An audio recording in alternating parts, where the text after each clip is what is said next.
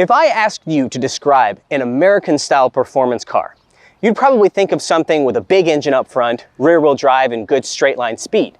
If I asked you to imagine a English kind of performance car, you might think of a small, light roadster like a Triumph or an MGB.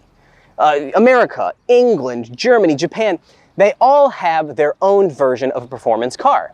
But what about China? If I asked you to describe a Chinese performance car, would you have any idea what to say?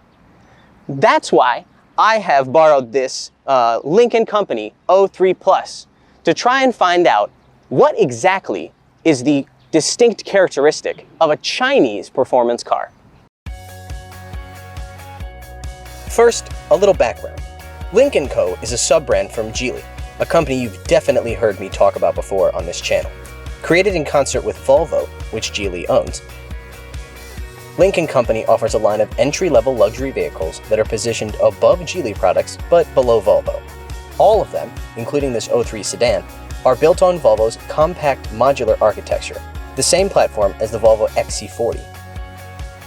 But this isn't a normal O3. No, this is the O3 Plus, the performance variant, and arguably one of the few performance vehicles to come out of a Chinese brand, which is why I think it's a great place to start exploring the nature of Chinese performance. Despite its Swedish bones, it is immediately apparent when looking at the Lynk Co O3 Plus that they do not practice the Swedish art of restrained, simple design. All Lynk Co cars, including the O3 obviously, feature this kind of three-tier front fascia. To understand why it's so discomforting to look at it, you have to remember that most cars have a two-tiered front fascia design.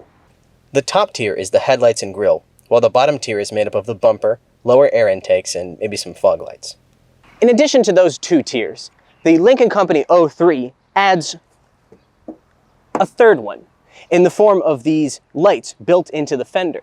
The result is that you don't really know where to look at the front of it when you see it on the road. It's kind of like meeting somebody with eyeballs in their forehead. It's a little bit uncomfortable. I think it makes the front end of the O3 Plus more multifaceted. What I mean is that the design of this car seems to shift based on what angle you're looking at it from. While researching for this video, I would sometimes stumble on a photo and think that Google Images had made some mistake, only to realize that it was indeed a photo of the O3 Plus. I just didn't recognize it at first. In a world full of cars that all look roughly the same, I actually find it kind of refreshing. Coming around to the rear, you can see that the design here is also pretty funky. You've got these clear taillight lenses, on top of which the O3 Plus performance models add quad exhaust, a rear diffuser, and this big ol' wang.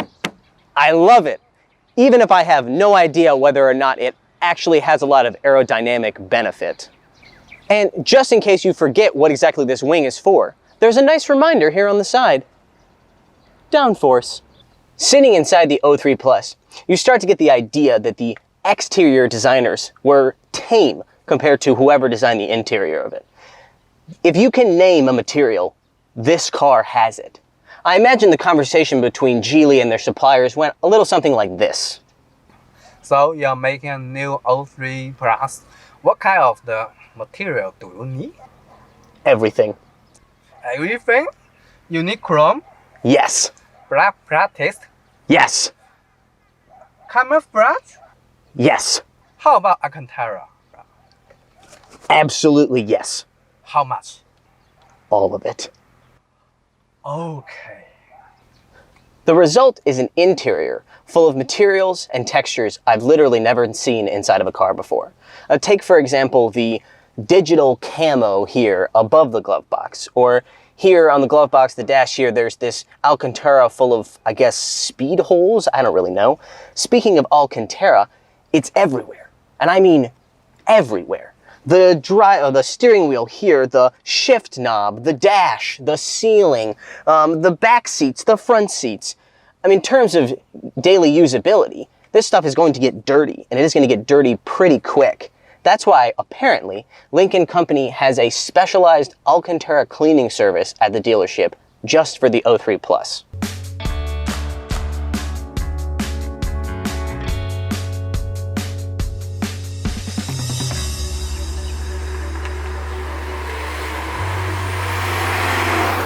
All of that Alcantara, not to mention the quad exhaust, the rear diffuser, and that big wing in the back, promise a lot when it comes to performance.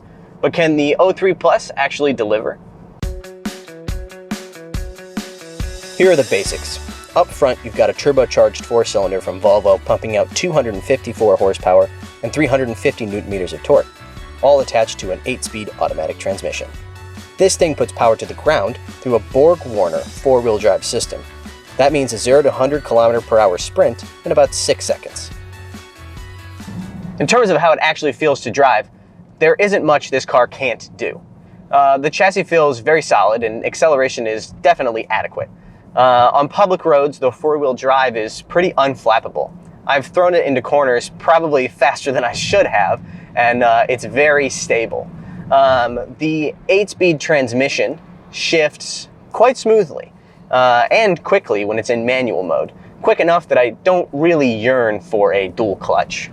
The Volvo 4-cylinder sounds surprisingly good, and it does so without resorting to pumping fake engine noise into the cabin through the speakers like some other cars. I think it has a nice metallic rasp to it. Let's have a listen.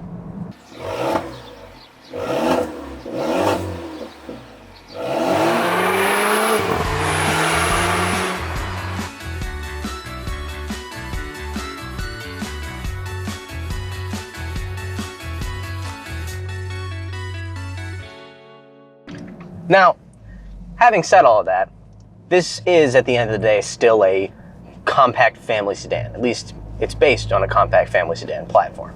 So even though it performs pretty well in all categories, it's not really a sports car. But in the end, it's pretty good at everything. It's comfortable, it's quick, and that makes it what I would consider a very good daily driver performance car. So, what have we learned about the nature of Chinese performance cars? Well, based on this sample size of 1, I think that the real defining characteristic of a Chinese performance car, at least today, is that Chinese manufacturers are willing to try things that traditional Western manufacturers just won't do. The Chinese car industry is still in its teenage rebellious years, and while that means they still have a lot of mistakes left to make, they're also willing to break the rules, the often arbitrary rules, that are set by more traditional manufacturers from Europe, the United States, or even Japan. If the future of Chinese performance cars is quirky, funky stuff like this, color me very excited.